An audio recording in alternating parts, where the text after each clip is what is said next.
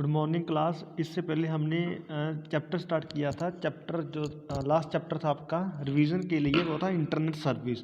तो internet service में हम लास्ट टॉपिक पढ़ रहे थे वो था ईमेल सर्विस।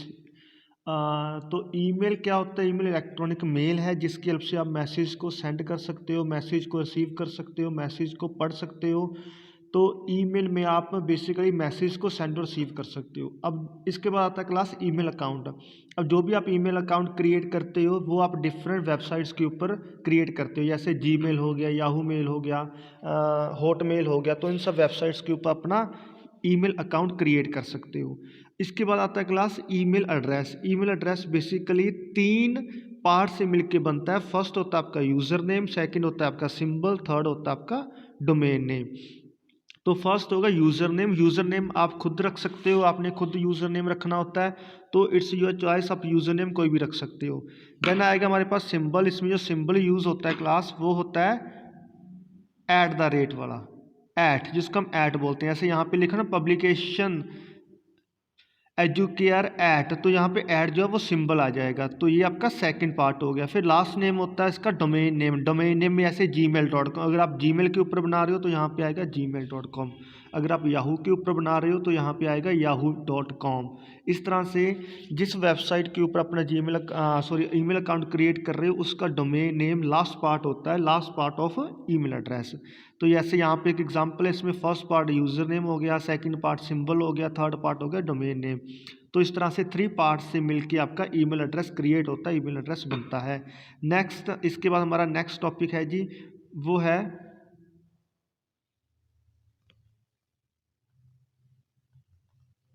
नेक्स्ट टॉपिक है हमारा क्लास डोमेन नेम। अब डोमेन नेम जो है वो अलग अलग तरह के होते हैं। जैसे आप कोई भी वेबसाइट यूज़ करते हो उसमें आप ज़्यादातर देखते हो पीछे क्या लिखा होता है .com। तो ज़रूरी नहीं है कि हर एक वेबसाइट के पीछे .com ही लिखा होगा। जैसे आप facebook.com यूज़ करते हो, google.com यूज़ करते हो, तो ये डोमेन नेम्स भी अलग अलग होते हैं। जैसे अगर आप कोई डोमेन नेम, अगर आप कोई ऐसी वेबसाइट खोल रहे हो जो कि मान लो गवर्नमेंट ने उस वेबसाइट को क्रिएट किया, तो गवर्नमेंट अपनी तरफ से उस वेबसाइट के नाम के पीछे .gov लगा सकती है। ठीक है, इसी तरह से .edu है। अगर कोई आप यूनिवर्सिटी की वेबसाइट वगैरह खोलो तो उसके लास्ट उस वेबसाइट का जो नेम है उसके लास्ट में .edu लिखा होता है। इसी तरह से अगर आप मिलिट्री की वेबसाइट्स वगैरह खोलते हो उसके लास्ट में .mil लिखा होता है। अगर कोई ऐसी वेबसाइट जो इंडिया स्पेसिफिक है, जो इंडिया में ही अपनी सर्विस दे रही है, तो वो अपनी वेबसाइट्स के पीछे .in लगा सकते हैं। तो इस तरह से हर एक वेबसाइट को डिफ़र करने के लिए हमारे पास क्या होते हैं, डोमेन नेम्स होते हैं। अब ये चॉइस है जो वेबसाइट बना रहा है वो किस डोमेन नेम को यूज़ कर रहा है। ठीक है, तो कुछ डोमेन नेम्स आपके सामने यहाँ लिखे भी हुए हैं, जैसे .in इंडिया हो गया, .com हो गया commercial, edu educational, .ac .in academics .in। ठीक है, तो ये सब क्या है, डोमेन नेम्स हैं। इसके बाद आते हैं क्लास हमारे पास क्रिएटिंग एंड ईमेल अकाउंट। तो मीन्स इस टॉपिक में हमने क्या करना है, अपने ईमेल अकाउंट को क्रिएट करना है। क्रिएट करने के लिए क्या करोगे, सबसे पहले वेबसाइट ओपन करोगे। वेबसाइट ओपन करने के बाद वहाँ पे एक ऑप्शन दिख रही हो, यहाँ पे एक ऑप्शन है साइन इन का।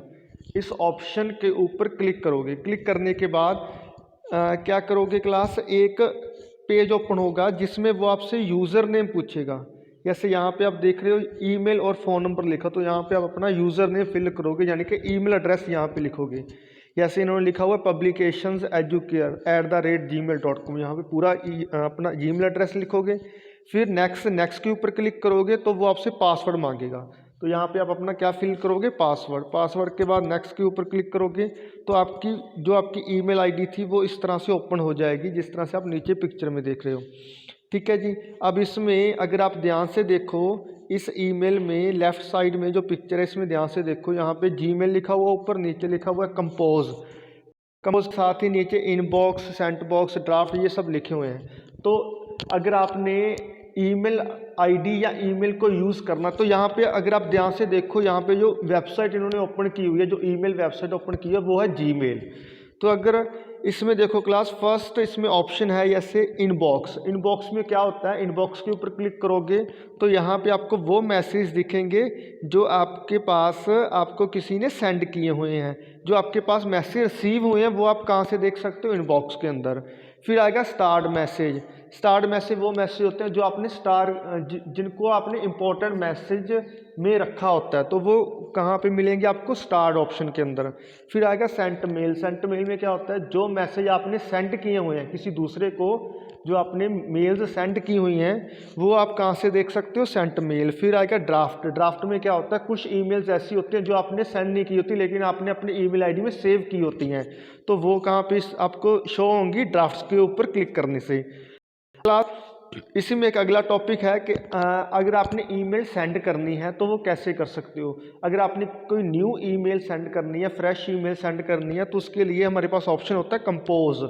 कंपोज के ऊपर क्लिक करोगे तो यहाँ से आप किसी को भी ईमेल सेंड कर सकते हो, ठीक है। तो नेक्स्ट टॉपिक हम यही पढ़ेंगे, composing and sending an email. जब भी आप कंपोज के ऊपर क्लिक करोगे ना तो इस तरह से एक हमारे पास क्या ओपन होगा, एक विंडो ओपन हो जाएगी। अब इसमें जो फर्स्ट है यहाँ पे रेसिपिएंट्स लिखा हुआ है ना, तो यहाँ पे टू लिखा होगा। टू में क्या लिखोगे, उस पर्सन का ईमेल आईडी लिखोगे जिसको आपने मैसेज सेंड करना है, उसका आप नाम किस में लिखोगे, टू में। यहाँ पे BCC और CC ऑप्शंस हैं, ठीक है।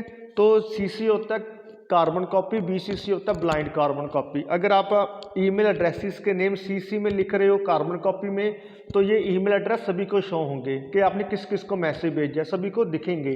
अगर आप सभी के ईमेल एड्रेस BCC में लिख रहे हो ब्लाइंड कार्बन कॉपी में, तो वो किसी को नहीं दिखेगा कि आपने किस और किस दूसरे को ईमेल भेजी हुई है, ठीक है। तो BCC में आपके एड्रेसेस, ईमेल एड्रेस हिडन रहते हैं, दूसरे को पता नहीं लगता कि आपने और किस किस को ईमेल एड्रेस भेजी है। CC में वो दिख जाते हैं सभी ईमेल एड्रेस।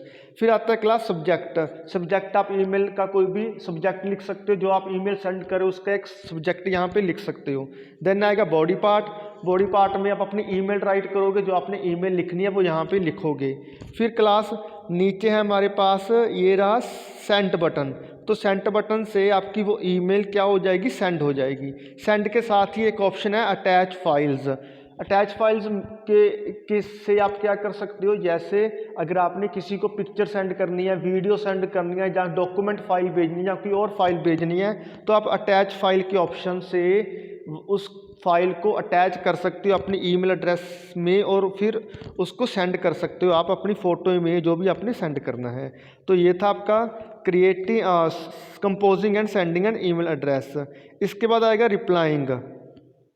तो जब भी आपने ईमेल रिप्लाई करना है तो सबसे पहले क्या करोगे क्लास, उस ईमेल को ओपन करोगे, जो जिस ईमेल का आपने रिप्लाई करना है तो उस ईमेल को ओपन करोगे। उस ईमेल के लास्ट में ना इस तरह से एक एरो का बटन होगा, उसके ऊपर क्लिक करोगे तो यहाँ पे दो ऑप्शन हैं, रिप्लाई और फॉरवर्ड।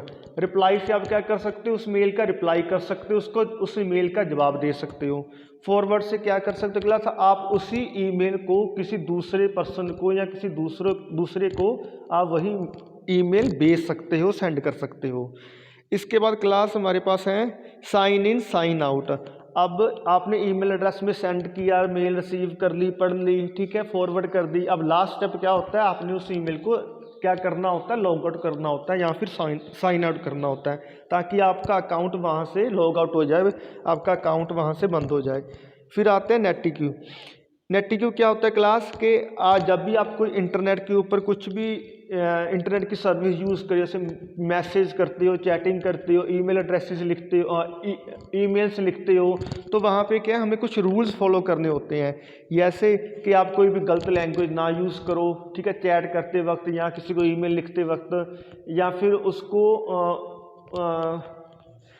अब्यूज़िव लैंग्वेज ना यूज़ करो, ग्रामर और स्पेलिंग मिस्टेक्स आपके ठीक हों, ठीक है जी। तो इस तरह से कुछ रूल्स हैं जिसको हम किस में रखते हैं, नेटिक्यू में। मीन्स आप कोई भी ऐसा काम ना करो इंटरनेट के ऊपर ऑनलाइन जिससे दूसरों की इमेज हर्ट हो, तो इस तरह से आपने ये इसका ध्यान रखना होता है।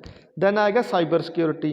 साइबर सिक्योरिटी क्या होता है क्लास के, इंटरनेट के ऊपर बहुत सारी इंफॉर्मेशन होती है, ठीक है। तो इंटरनेट बेसिकली क्या है, कलेक्शन ऑफ इंफॉर्मेशन, जिसमें कलेक्शन ऑफ इंफॉर्मेशन वहाँ पे पड़ी रहती हैं।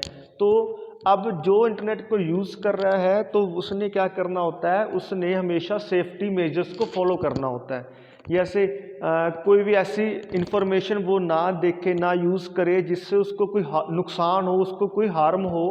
तो इस तरह से आपने हमेशा साइबर या ऑनलाइन सिक्योरिटी को फॉलो करना होता है। तो इसके कुछ स्टेप्स दिए हुए हैं, जैसे अपनी पर्सनल इंफॉर्मेशन किसी के साथ शेयर ना करो, अपना एड्रेस शेयर ना करो, टेलीफोन शेयर ना करो, ठीक है। जो आपके ईमेल एड्रेसेस हैं या फिर आपकी सोशल मीडिया साइट्स हैं, उनके ऊपर आप स्ट्रॉन्ग पासवर्ड्स लगा के रखो और उन पासवर्ड्स को कभी किसके साथ शेयर ना करो, ठीक है जी।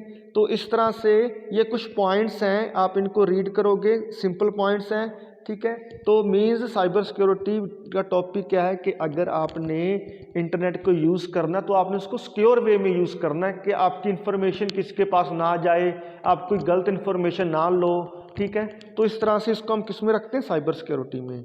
तो ये था क्लास आपका चैप्टर। इसमें एक टॉपिक और है किडल, एक लास्ट में एक हमारे पास क्या है, एक सर्च इंजन है किडल। ये है क्लास जो छोटे बच्चे होते हैं ना, तो जैसे गूगल पे बहुत सारी इन्फॉर्मेशन ऐसी होती है जो कि आपके लिए डेंजरस और हार्मफुल हो सकती है। तो इसलिए किड्स के लिए या छोटे बच्चों के लिए एक अलग से सर्च इंजन है जिसका नाम है किडल। तो आप इस सर्च इंजन के ऊपर अपना कोई भी पढ़ने के रिलेटेड टॉपिक सर्च कर सकते हो या कोई भी इंफॉर्मेशन सर्च कर सकते हो। तो ये था क्लास आपका चैप्टर इंटरनेट सर्विस, ये आपका एक बार फिर से रिवाइज हो गया है। तो अब जो आपकी क्लास होगी सैटरडे को, तो उसमें क्लास इसी चैप्टर का MCQs का टेस्ट होगा। सिर्फ MCQs आएंगे, आपने उन MCQs को अटैम्प्ट करना है और MCQ को तभी कर पाओगे जब आप चैप्टर को एक बार फिर से बुक में से रीड करोगे, अच्छे से उसको पढ़ोगे। ओके क्लास, तो नेक्स्ट जो आपका पीरियड होगा सैटरडे को, उसमें इस चैप्टर का MCQs का टेस्ट होगा।